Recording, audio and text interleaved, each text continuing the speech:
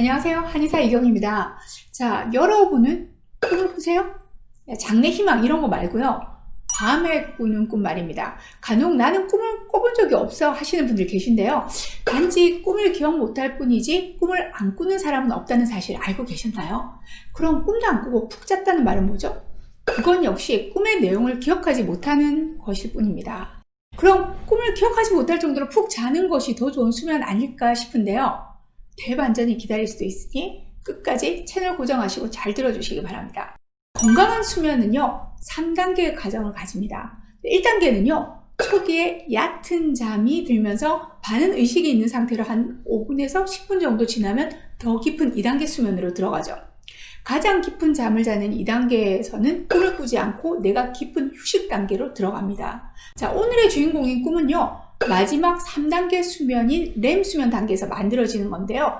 렘 수면이란 Rapid Eye Movement의 약자로 이 수면 단계에서는 눈동자가 빠르게 움직이기 때문에 붙여진 이름입니다. 눈동자가 움직인다는 것은 뇌 활동이 상당히 일어나고 있다는 것을 시사하죠. 실제로 깨어있을 때와 같은 뇌파형을 가지는 단계이기도 한데요. 자, 이 단계의 수면은 정신적인 활력과 정서적인 행복에 결정적인 역할을 한다고 합니다. 이렇게 얕은 잠, 깊은 잠, 꿈꾸는 잠의 단계를 모두 거치면서 잠의 한 사이클이 완성되는 건데요. 이 사이클이 수차례 돌아가면서 반복되는 게 우리의 잠입니다. 하룻밤의 수면 시간 동안 꿈이 만들어지는 렘 수면을 5번에서 7번 정도 거친다고 하니까 사실은요 꽤 많은 꿈을 꾸는 거죠. 실제로 매일 꾸는 꿈 중에서 1% 정도밖에 우리가 기억하지 못한다고 하니 우리가 꾸는 꿈의 양은 실로 방대하다고 할 수 있겠네요. 자, 어찌 보면 우리가 꿈을 하나도 잊어버리지 않고 다 기억한다면 현실과 혼동하고 일상생활을 하는데 어려움을 겪을 수도 있겠습니다. 자, 그럼 꿈이 왜 만들어질까요? 뇌는 낮 동안 읽고 듣고 보면서 수많은 양의 정보를 받아들인 거죠. 이렇게 뇌로 들어온 정보들은 모두 다 기억되는 것은 아닙니다. 무작위로 막 들어온 방대한 양의 정보를 정리해서 장기 기억으로 보존할 것과 삭제도 상관없는 것을 선별해서 지우기도 하고 장기 기억으로 붙이기도 하는 거죠. 마치 우리가 컴퓨터에 메일함을 정리해서 스팸 메일은 삭제해버리는 것과 같은 겁니다. 자, 이런 정보의 정리가 일어나는 시간이 바로 수면 시간인데요. 그리고 우리의 뇌는 좀 더 효율적으로 일하기 위해서 잠을 자는 동안 외부로부터의 정보를 차단한 상태로 돌입하는 거죠.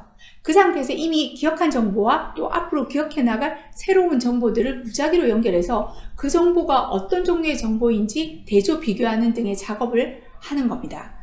이렇게 작업 과정 중에서 유한성의 정보의 연결들이 빚어놓은 부산물들이 우리의 꿈입니다. 그래서 우리는 꿈속에서는요 하늘을 날기도 하고 세계적인 스타와 연애를 하는 등의 황당무계하고 비현실적인 일들을 경험하게 되는 거죠.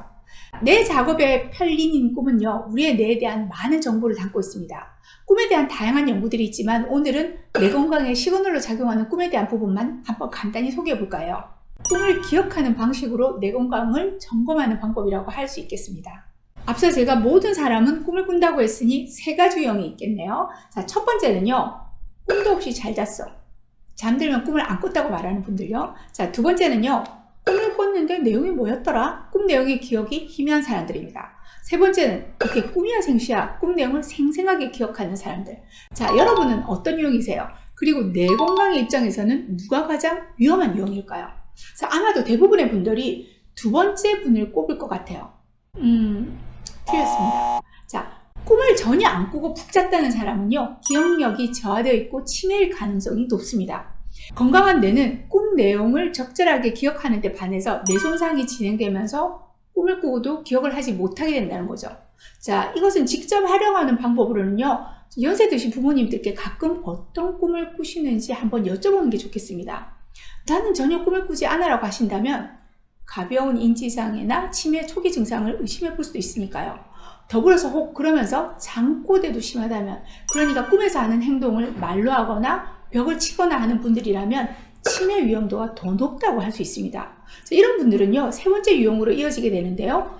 꿈을 너무 생생하게 기억하면서 거기에 더해서 꿈에 반응해서 행동까지 한다면 바람직하지 못한 경우입니다. 또한 이런 분들 중에는 감정 조절 기능에 이상이 생겨서 가짜 치매라고 불리는 우울증의 신호로도 볼 수 있다고 하는데요. 꿈을 생생하게 기억한다는 것은 깊은 잠보다는 렘 수면의 양이 더 많아졌다는 것이고, 그만큼 깊은 잠을 들지 못해서 이런 증상이 지속된다면 우울증이나 뇌기능 저하로 오는 파킨슨병, 치매 등의 위험도가 높아지는 신호라고 할 수 있다는 거죠. 특히 꿈의 내용 중에 폭력적인 부분이 많다면 좀 더 주의를 기울이셔야 해요.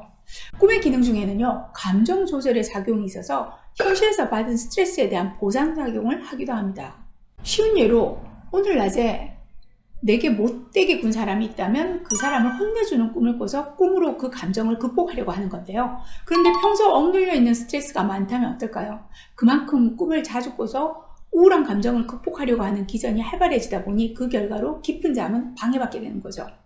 그 다음 단계는 뇌 기능이 떨어지고 우울해지기 쉬운 상태로도 발전할 수 있다는 거죠. 자, 가장 건강한 유형은요, 두 번째 유형. 그러니까 꿈을 꾸긴 했는데 그 내용이 희미한 분들입니다. 이분들은 적절한 수면을 통해서 내가 건강한 상태라고 할 수 있습니다.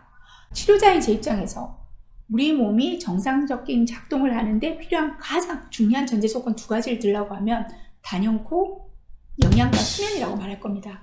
이 두 가지를 잘 유지하면 병이 찾아와도 또 나이가 들어가도 비교적 쉽게 이겨나가고 건강한 노년을 맞이할 수 있겠습니다만, 반대의 경우라면 아무리 좋은 치료라도 그 효능을 발휘하기가 힘들 겁니다. 자, 오늘 말씀드린 꿈 얘기 재밌으셨나요? 그냥 재미로만 넘기지 마시고요. 내 수면의 질을 점검해보는 계기가 되시길 바랍니다. 감사합니다.